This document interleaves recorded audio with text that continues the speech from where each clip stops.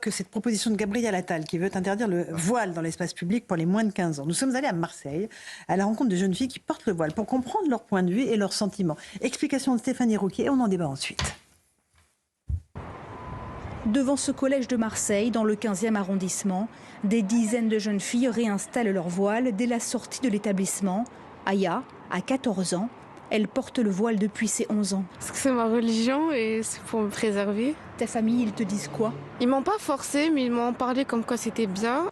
Amina a également 14 ans, mais elle ne se sent pas encore prête. Et ta famille, elle te dit quoi? Elle m'encourage à me voiler. C'est pas que je veux pas, c'est que en fait, genre, je me sens pas prête maintenant. Il y a un moment où tu sens que tu n'auras plus le choix?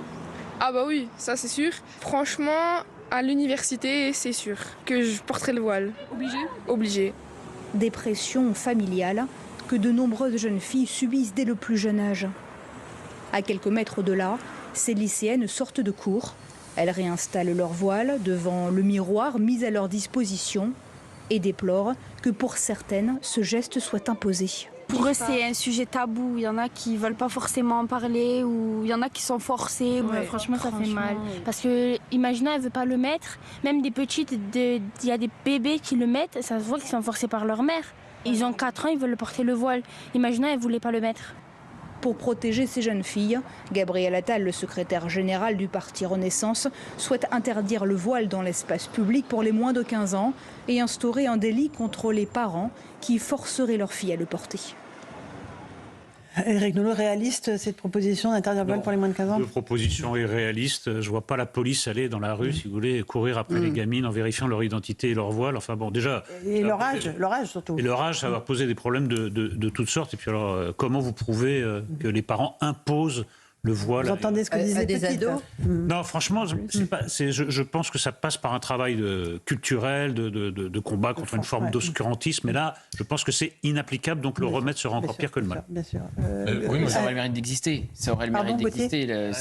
Si Gabriel Attal dépose cette proposition de loi et va au bout, donc il veut évidemment rappeler que c'est lui qui a interdit les abayas à l'école. C'est vrai que Gabriel Attal, le lundi, il est de droite, le mardi, il est de gauche, donc parfois c'est dur de suivre. Mais donc là, il a décidé d'être à nouveau de droite, justement, ce que rappelait très bien Catherine, parce que le centre de gravité, c'est Bruno Retailleau, et pour réagir au rapport sur les frères musulmans, évidemment que ça va être compliqué de faire la police du vêtement dans la rue. Mais quand j'entends cette jeune fille dans le reportage qui dit on me pousse dans ma famille à me voiler, pour le moment je ne l'ai pas, mais je vais finir par être obligé de le porter, ça questionne, ça pose problème.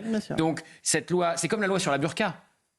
Faite sous Nicolas Sarkozy. On voit vous allez dans n'importe quel aéroport, vous allez sur les Champs-Élysées, vous voyez des burqas. Bon, donc c'est pas respecté tout le temps partout. Mais s'il y en a moins, c'est déjà ça. Et donc s'il y a moins de fillettes... Alain Bauer, la bonne voilées, clé d'entrée dans le gagner. sujet, c'est quoi? La bonne clé d'entrée sur ce port du voile et sur l'entrisme islamiste? D'abord, tout ce qui apparaît comme une interdiction à caractère anti-religieux ne marchera jamais. Donc, il faut arrêter tout de suite. Le concours, l'épine de l'anti-islam, je ne parle pas des autres termes dont je conteste la réalité, mais le fait de dire l'islam n'est pas une religion comme les autres et donc on va aussi interdire, je ne sais pas, aux bonnes sœurs de porter des cornettes, ce qui a été un moment de la République. Hein. Je rappelle que ce que je raconte n'est pas simplement une... On ne peut pas mettre ça sur le même plan, Alain Bauer, des bonnes sœurs qui Exactement la même chose. Mais là, on parle de fillettes. Non, je parle de l'idée d'avoir une mesure purement anti-religieuse. C'est une mesure anti-islam de Gabriel Attal. Non, mais d'ailleurs, lui-même ne l'explique pas comme ça. Mais la manière dont on la présente, et on le voit très bien, c'est une mesure y compris pour protéger les petites filles. Comme le bagne de...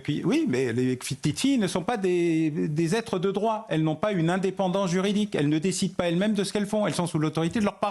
Code civil. Valable pour l'intégralité de la population française, quelle que soit leur religion ou leur absence de religion.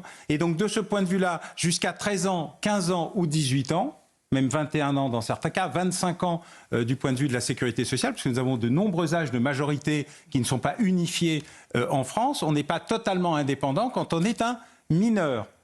Donc il faut revisiter ça. Et deuxièmement, c'est là où vous avez raison, à l'inverse, c'est sur la partie culturelle, c'est-à-dire le combat véritablement structuré et volontaire d'une laïcité qui n'est pas une neutralité, contrairement à ce qu'avait cru devoir affirmer Lionel Jospin et le Conseil d'État à l'époque, mais une dynamique... Les archives sont dures pour Lionel Jospin, sur le voile de Creil. On est bien d'accord.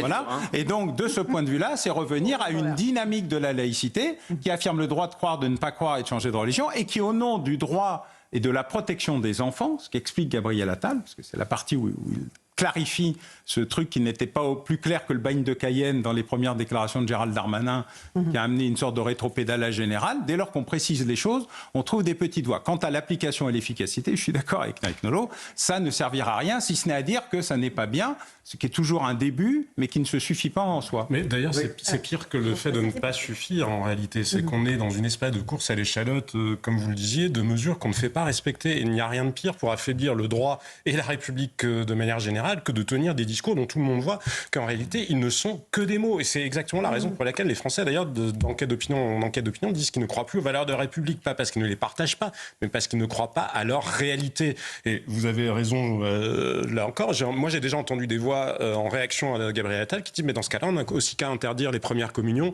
et les circoncisions et les bar mitzvahs et les baptêmes parce que non mais exactement parce que les enfants ne sont pas parce que c'est imposé. Voilà, parce que c'est leur imposer une religion. Mais surtout, moi, ce que je trouve regrettable de la part de Gabriel Attal, c'est commençons déjà par faire appliquer le droit existant. Commençons déjà par regarder la réalité en face. Il pourrait lire le rapport utilement, s'il ne l'a pas encore fait, qui a été publié hier, et regarder là où il y a de l'entrisme. Commençons par regarder ce qui se passe dans l'éducation nationale. Parce que quand vous avez des professeurs qui, de toute façon, commençons par regarder ce qui se passe dans la magistrature. Quand vous interdisez des subventions à des associations islamistes, et puis qu'il y a un magistrat administratif qui arrive par derrière et qui les rétablit, mais alors la bataille sur le voile, qui ne sera de toute façon jamais appliquée, c'est une manière de renoncer au véritable combat qui, eux, demandent beaucoup plus de volonté politique que de faire un tweet. Vous voulez rajouter quelque chose? Oui, non, je crois qu'il faut d'abord lutter. Alors, je suis peut-être, on va dire, naïf, mais lutter contre le communautarisme, notamment dans certains quartiers.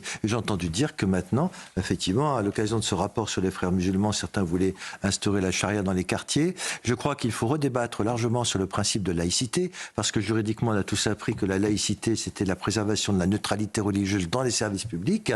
On a eu un débat sur les accompagnatrices scolaires voilées, et on parle du voile de ces jeunes femmes, de ces enfants de 15 ans, ces adolescentes. Moi, j'ai souvenir régulièrement d'aller dans les universités où les étudiantes portent le voile. Voilà, donc à un moment donné, c'est ça. J'en ai vu encore à Sciences Po récemment, j'en ai vu aller. Débat, est-ce qu'il faut interdire le voile à l'université? Est-ce qu'il faut interdire le voile lors des scolaires pour les mères accompagnations? Bruno Retailleau est pour, dont on parlait. Et c'est pour cela que je pense qu'on doit remettre sur la table la question de la laïcité. Est-ce une laïcité purement juridique?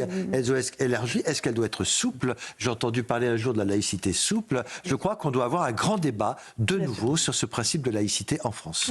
Dernier mot, Gauthier.